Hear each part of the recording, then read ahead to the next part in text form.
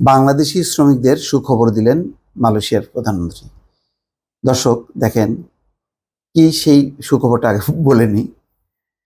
মালয়েশিয়ায় প্রথম ধাপে 18,000 বাংলাদেশি শ্রমিক নেওয়ার ঘোষণা দিয়েছেন ঢাকায় সফররত দেশটির প্রধানমন্ত্রী আনোয়ার ইব্রাহিম। আনোয়ার ইব্রাহিম জানে যে কোন ঘোষণাটা প্রথমেই দিলে বাংলাদেশের মানুষ খুশি হবে। আপনাদের মনে আছে এই 18,000 কারা? একটি সময়সীমা নির্ধারণ করেছিল যে এই সময়সীমার মধ্যে যারা মালয়েশিয়া আসতে পারবে তারা ঢুকতে পারবে এবং কাজ পাবে। কিন্তু ওই সময় 1 লাখ, 1.5 লাখ, 2 লাখ টাকা প্লেন ভাড়া হয়, কিন্তু এত পরিমাণ মানুষ শেষ পর্যন্ত যেতে পারেনি। বিমানবন্দর সয়লাব হয়ে গেছিল, কান্নাকাটি। কি হবে তাদের? বিগত সরকার সমাধান করতে পারেনি। প্রচণ্ড রকম মানসিকভাবে ভেঙে পড়েছিল, কেউ মারাও গিয়েছিল, শোকে দুঃখে ক্ষোভ বিক্ষোভ হয়েছিল। 18,000 বাংলাদেশি যেতে পারেনি। এরা সবাই আসলে এক ধরনের প্রতারণার শিকার হয়েছিল যে তাদের ভিসা টিকিট সবই আছে, কিন্তু একটা সময়সীমা নির্ধারণ করেছিল, এই সময়সীমার মধ্যে ঢুকতে হবে। বাংলাদেশি কোম্পানি এবং মালয়েশিয়ার কোম্পানি তারা মিলে এই কাজটা শেষ করতে পারেনি, কিন্তু ইতিমধ্যে সবাই 3 লাখ 4 লাখ টাকা দেয়া সারা। আজকে সেই আটকে পড়া শ্রমিকদের ভাগ্যটা খুলে দিল আনোয়ার ইব্রাহিম। তিনি বলছেন যে প্রথম ধাপেই 18,000 শ্রমিক যাবে, পর্যায়ক্রমে তারপরে বাংলাদেশি শ্রমিকরা যেতে থাকবে।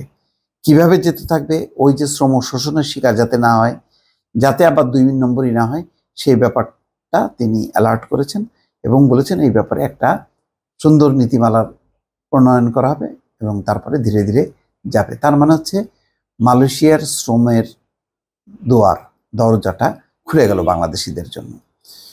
শুক্রবার হোটেল ইন্টারকন্টিনেন্টালে অন্তর্বর্তী সরকারের প্রধান উপদেষ্টা ডক্টর মোহাম্মদ ইউনূসের সঙ্গে বৈঠক শেষে সংবাদ সম্মেলনে আনোয়ার ইব্রাহিম এই কথা জানান।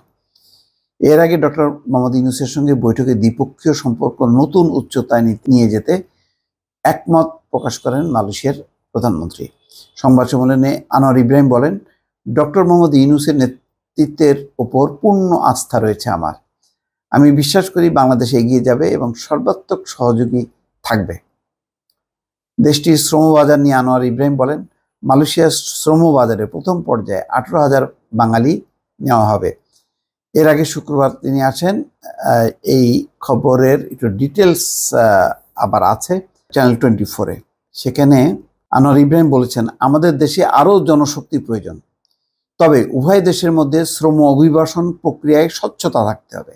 এই যে দেখেন 2 নম্বরগুলি কিন্তু তিনি জেনে গেছেন যে সিন্ডিকেটের মাধ্যমে এই শ্রমিকদের কাছ থেকে অনেক টাকা নিয়ে পাঠানো হচ্ছিল। তারপরে ভুয়া কোম্পানি তো আছে। এছাড়া semi conductor, data centre, AI, new টেকনোলজির বিষয়ে যৌথভাবে কাজ করার বিষয়ে সম্মত হয়েছে। তিনি আরও বলেন, আমাদের দেশে যেসব কর্মী আছে তারা কাজ করবেন, বাংলাদেশে যে সমস্ত কর্মী আছে তারা কাজ করবে, তারা আধুনিক দাস নয়। এই কথা কিন্তু তিনি সোচ্চার, তার নিজের দেশেও কয়েকবার বলেছেন যে শ্রমিকরা দাস নয়। এই বিষয়ে আমরা পরিষ্কার ধারণা রাখি, তবে বিদেশি অনেক শ্রমিকদের বিরুদ্ধে ক্রিমিনাল চার্জ রয়েছে, তাদের বিষয়টা ভিন্ন। এই দুটি বিষয়কে এক না করার আহ্বান জানাচ্ছেন তিনি। ডক্টর ইউনূস বলছেন, মালয়েশিয়ার প্রধানমন্ত্রী আমার পুরনো বন্ধু এবং বাংলাদেশেরও পুরনো বন্ধু।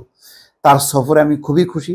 তার উপর আমরা দায়িত্ব নেওয়ার পর এটা প্রথম কোনো সরকার প্রধানের বাংলাদেশ সফর। আশা করি 2 দেশের সম্পর্ক নতুন উচ্চতায় উপনীত হবে।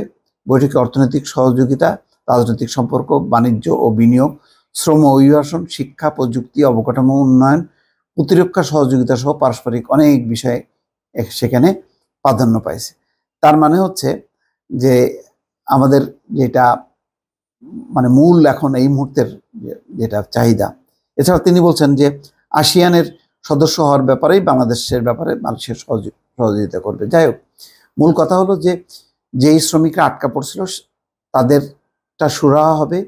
যারা মালয়েশিয়ায় আছে তাদের কাজ তারা পাবে, তারা কাজ করবে। আর নতুনভাবে যে যাবে তারা যাতে শোষণের শিকার না হয় সেই কথা কিন্তু তিনি বলছেন। অর্থাৎ তিনি বলছেন যে তারা শ্রমদাস না, তারা হচ্ছে শ্রমিক, বা সেই মর্যাদা দিয়ে বাংলাদেশ থেকে কর্মী নেওয়া হবে। এই জন্যই বলছেন যে তারা আধুনিক দাস নয়, এটা পরিষ্কার। এই জন্য স্বচ্ছতার ভিত্তিতে শ্রমিক নিয়োগ হবে, কর্মী নিয়োগ হবে এবং তারা মালয়েশিয়া যাবে।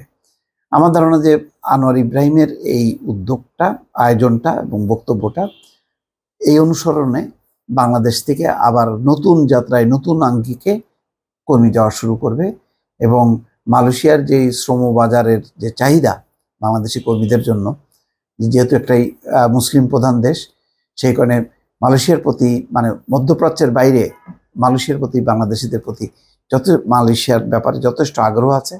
বহু বাংলাদেশি যেতে চান, সেই জায়গাটা আরও মানে দ্রুত হবে, সহজ হবে এবং সবচেয়ে বড় কথা হলো যে মালয়েশিয়ার যে ভিসা, সেই বিষয়েও আলোচনা হয়েছে, সেই ভিসার প্রক্রিয়াকরণটাও আরও সহজ হয়ে যাবে বলে আশা করা যাচ্ছে। দর্শক ভালো থাকবেন, আল্লাহ হাফেজ।